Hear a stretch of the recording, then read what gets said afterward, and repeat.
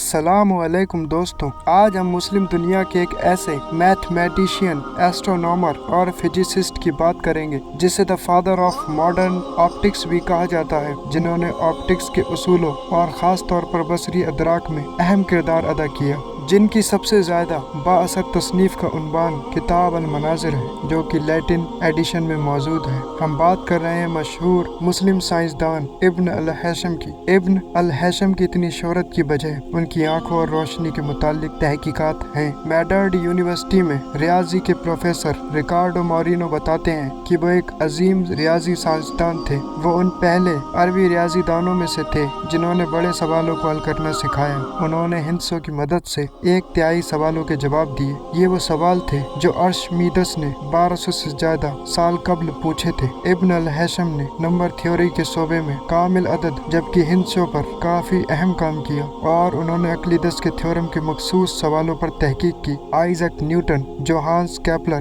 Christian Huygens और Galileo के साइंसी इंकलाब के दौरान इब्न अल हैशम के कामों का कसरत से हवाला दिया गया। इब्न अल हैशम की पैदाइश इराक के शहर बसरा में गालिबन 354 हिजरी और वफात 430 हिजरी को हुई। वो मिस्र चले गए थे और अपनी वफात तक वहीं रहे। बचपन ही से वो गौर फिक्र के आदी थे। पढ़ाई लिखाई में खूब दिलचस्पी लेते थे। रियाजी, तबैयात, तिब, इलाहियात, मंतक, शायरी, मौसीकी और इल्मुल कलाम उनके पसंदीदा मौजूआत थे। इब्न अल हैशम ने इन मज़ामीन में मेहनत करके महारत हासिल की। बाद में उनके दिमाग में ये बात आई कि क्यों न अपनी तहकीक और तजुर्बात को कैद तहरीर में लाया जाए, ताकि न सिर्फ अपनी किताबें वो खुद अपने शागिर्दों को पढ़ा सकें, बल्कि आइंदा नस्लें भी उनसे फ़ायदा हासिल कर सकें। 996 ईस्वी में वो फातिमी खिलाफत मिस्र के दरबार से मुंसलिक हो गए। उन्होंने दरियाए नील पर इस्बान के करीब 3 तरफ हिंद बांधकर पानी का जखीरा करने की तजवीज़ पेश की। किफ्ती की अखबार उल हिकमा में इब्न अल हैशम की जुबानी ये अल्फाज नकल किए गए हैं: अगर मैं मिस्र में होता तो उसकी नील के साथ वो अमल करता कि उसके ज़्यादा या कम होने की तमाम सूरतों में फ़ायदा ही होता। उनके कहने का मकसद ये था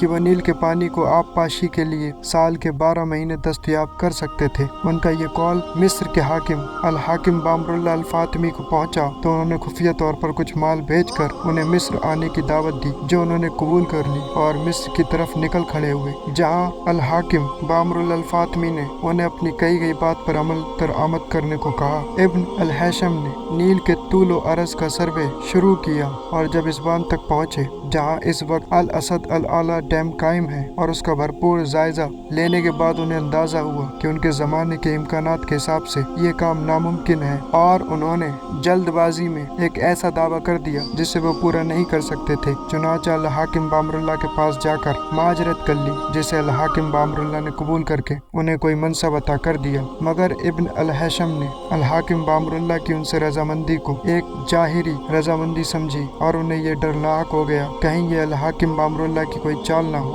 चुनांचे उन्होंने पागलपन का मुजाहिरा शुरू कर दिया और अल हाकिम बामरुल्लाह की मौत तक ये मुजाहिरा जारी रखा, और उसके बाद इससे बाज आ गए और अपने घर से निकलकर जामे अजहर के पास एक कमरे में रिहाइश इख्तियार कर ली और अपनी बाकी जिंदगी को तहकीक और तसनीफ के लिए वक्फ कर दिया। नाकाफी वसाइल की वजह से जिस मंसूबे को उन्हें तर्क करना पड़ा था, अब उसी जगह मिस्र का सबसे बड़ा डैम यानी अस्बान डैम कायम है। इब्न अबी असीबा एनुल अंबिया फी तबक़तुल अतबा में कहते हैं, इब्न अल हैशम फाजिलुन नफ्स, आकिल और उलूम के फनकार थे। रियाजी में उनके ज़माने का कोई भी साइंसदान उनके करीब भी नहीं फटक सकता था। वो हमेशा काम में लगे रहते थे। वो न सिर्फ कसीरुल तसनीफ थे बल्कि जाहिद भी थे।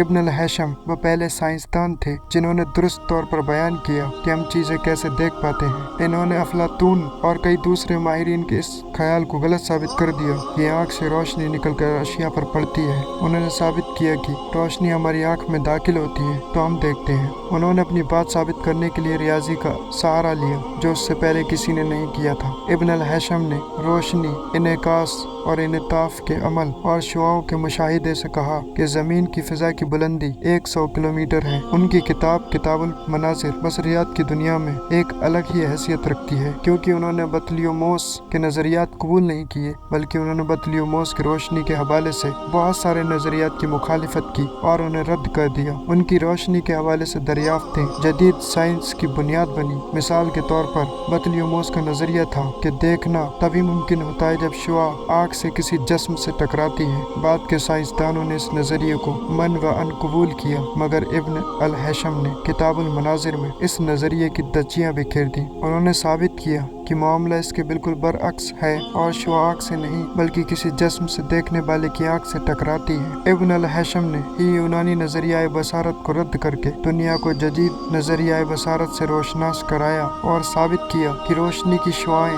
आंखों से पैदा नहीं होती बल्कि बैरूनी अजसाम की तरफ से आती हैं। उन्होंने पर्दाए बसारत की हकीकत पर सही तरीके से बहस की और उसका अस्बे बसरी और दिमाग के साथ बाहमी ताल्लुक वाज़ेह किया। यूनिवर्सिटी ऑफ सरे बरतानिया के प्रोफेसर जमल खलीली की BBC के लिए इब्न अल हैशम से मुताल्लिक प्रोग्राम की तैयारी के दौरान में अस्कंदरिया में एक माहिर से बात हुई, जिन्होंने इब्न अल हैशम का फलकियात के मौजू पर 2010 ईस्वी में दरियाफ्त होने वाला एक मुकाला दिखाया। बकौल प्रोफेसर जमल खलील के इब्न अल हैशम ने मालूम होता है सियारों के मदार की वजाहत की थी, जिसकी बुनियाद पर बाद में कॉपरनिकस, गैलीलियो, केपलर और न्यूटन जैसे यूरोपीय साइंसदानों ने काम किया। कितनी गैर मामूली बात है कि अब पता चल रहा है कि आज के माहिरीन तबैयात पर 1000 साल पहले के एक अरब साइंसदान का कितना कर्ज है। उन्होंने सबसे पहले रोशनी को हरारती तवानाई करार दिया। रोशनी को शुआ की वो निहायत सही तारीफ करते हैं। जैसा कि इब्न अबी असीबा ने कहा, वो वाकई कसीरुल तसनीफ थे। साइंस के मुख्तलिफ शोबों में उनकी 237 तसानीफ शुमार की गई हैं। तो दोस्तों, ये थी आज की वीडियो। ऐसी ही और भी इंफॉर्मेटिव वीडियोस को देखने के लिए हमारे चैनल मिशन तौहीद 72.0 को सब्सक्राइब करें, वीडियो को लाइक और शेयर करें, घंटी वाले आइकॉन को दबाएं। अल्लाह हाफिज।